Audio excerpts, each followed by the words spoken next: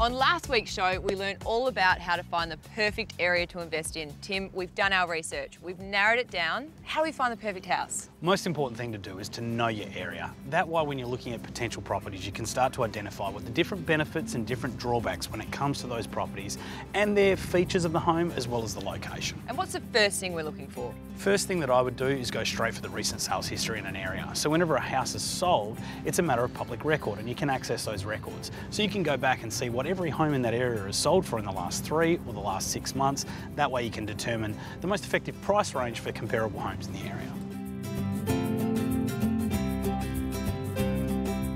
And then I guess we need to negotiate our price. First thing that I'd do is establish a relationship with the agent.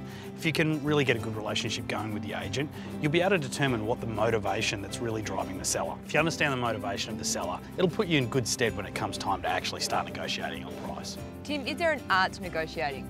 I really think it's a lot more simple than that. I think it's very important to be confident in your negotiations, but keep those lines of communication open.